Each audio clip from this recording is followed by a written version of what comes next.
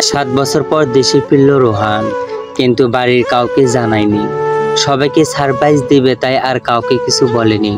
চোখ ভর্তি স্বপ্ন নিয়ে দেশ ছেড়ে পাড়ি দিয়েছিল সুদূর দেশে। এখন সে একজন সাফল্য ব্যক্তি, বিদেশে ভালো জবও আছে। বড় ভাইয়ের বিয়ের উপলক্ষে দেশে আসছে। রোহানের বাবা একজন বিজনেসম্যান, তবে আগে ওর দাদারা জমিদার ছিল। গ্রামে বাড়িতে সেই জমিদার ভবনটি আজও রয়েছে। হাজারো স্মৃতি আছে, সবগুলো আফসা আফসা।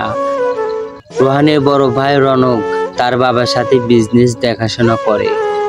আর রোহানের ছোট বোনও আছে, নাম স্মৃতি। কতদিন পর সে তার মা বাবা ভাই বোনকে দেখতে পারবে, সেই খুশি যেন ধরছে না। রোহানের গাড়িটি তাদের গেট পেরিয়ে বাড়ির ভেতরে ঢুকলো। গাড়ি জানালা দিয়ে বাড়িটির দিকে তাকালো। বাড়িটি অনেক সুন্দর করে সাজানো হচ্ছে। গাড়ি থেকে নেমে লাকেজ হাতে নিয়ে বাড়ির মেইন ডোর এর সামনে এসে দাঁড়ালো। তারপর কলিং বেলে চাপ দিল। কলিং বেলের শব্দ পেয়ে বসা থেকে উঠে দরজার দিকে এগিয়ে যাচ্ছে এক কন্যা। মুখে তার মিষ্টি হাসি। দরজার কাছে এসে দরজা নবটা ঘুরিয়ে দরজাটা খুলে দিতে রোহান এক দৃষ্টিতে তাকিয়ে আছে সামনে দাঁড়িয়ে থাকা রমণীর দিকে। কি সুন্দর তার গায়ের রং, দুধে আলতা, লম্বা কেশ, গালে একটা ছোট্ট তিল। কি সুন্দর মুখের হাসি, হাসলে গালে টোল পড়ে। সামনে একটা গজ দাঁত। মেয়েটির পরনে সাদা নীল কম্বিনেশনে একটা জামা। রিনি রিনি কণ্ঠে মেয়েটি শুধালো, কি আপনি? মেয়েটির কণ্ঠে এত মধুর যে রোহানের কানে তা বারবার বাজতে থাকে। রোহান একটা বড় সড়ো ঢোক গিলে কিঞ্চিত পরিমাণ জিহ্বায় বের করে শুকিয়ে আসা ঠোঁটগুলো ভিজিয়ে বলল, আমি রোহান আহমেদ, এই বাড়ির ছোট ছেলে। মেয়েটি নিজের মাথায় নিজেই একটা গাড্ডা মেরে বলল, ও ভাইয়া আসুন। রোহান ভিতরে ঢুকতে ঢুকতে বলল, তুমি কে? তোমাকে তো চিনলাম না। আমি কুহ। কুহ নামটা শুনতেই রোহানের বুকের ভিতরটা ধক করে উঠল।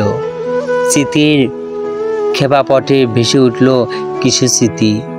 রোহান বিস্ময় নিয়ে বলল, তুই সুলতানা খালার মেয়ে? কুহ উপর নিচ মাথা নাড়ালো। রোহান হেসে কুহুর মাথায় হাত বুলিয়ে দিল। আজ বাড়ির সবাই কই? বাড়ির সবাই শপিং মলে গেছে। তুই যাসনি?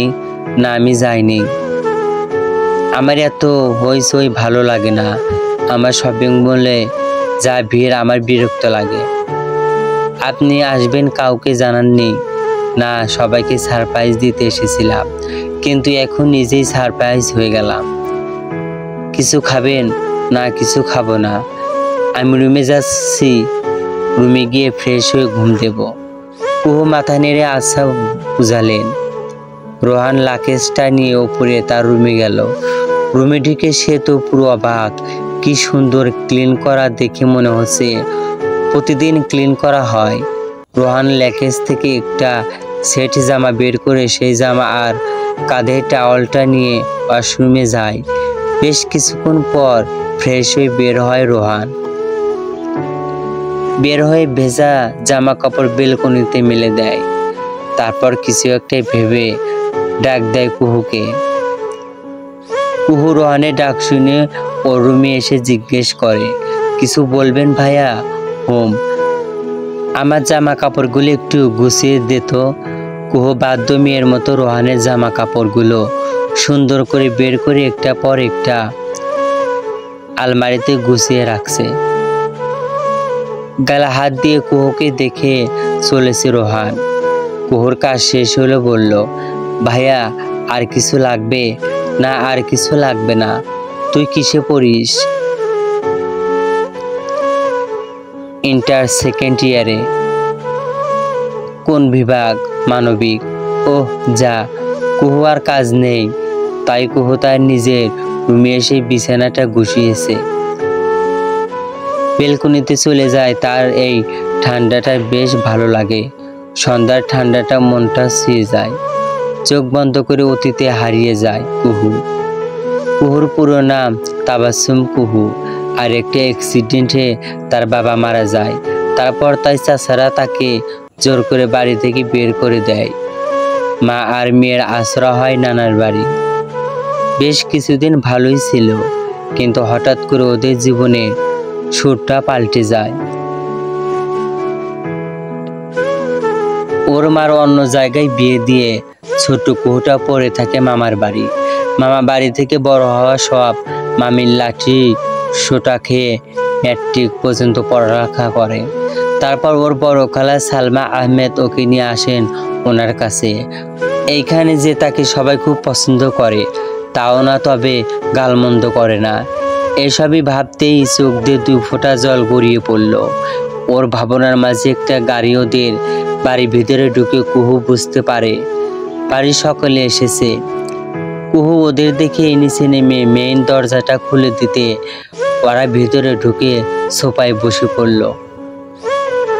ওদের সবাইকে বসতে দেখে কুহু পানি গ্লাসগুলোতে পানি ভরে সবাইকে দিল। সবাই পানির গ্লাসটা নিয়ে পানি খেয়ে গ্লাসগুলো রেখে দিয়ে কুহুর এই গ্লাসগুলো রেখে দিল টেবিলের উপর। কুহু খালু নয়ন আহমেদ বলল, কুহু 1 কাপ চা বানাতো। কুহু বলল ঠিক আছে। তারপর বলল, ছোট ভাইয়া এসেছে। সালমা আহমেদ বলল, কে এসেছে? আমার রোহান এসেছে। হোম, রোহান ভাইয়া এসেছে। কোথায় ও? উনি ঘুমাচ্ছেন। আমি আমার ছেলের জন্য রান্না করব বলেই তিনি ওনার রুমে গেল ফ্রেশ হতে।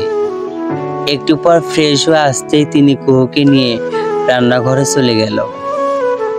উনি রোহানের পছন্দের সব রান্না বসাছেন আর হাতে হাতে সব এগিয়ে দিচ্ছেন কুহু।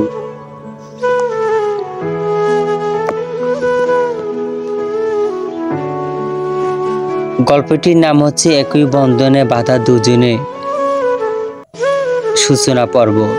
লেখিকা নীলাশা চৌধুরী। গল্পটি ভালো লাগলে শেয়ার করবেন। পরবর্তী পর্ব সবার আগে পড়তে ব্যর্থ প্রেমের গল্প পেজটি ফলো করুন। ধন্যবাদ।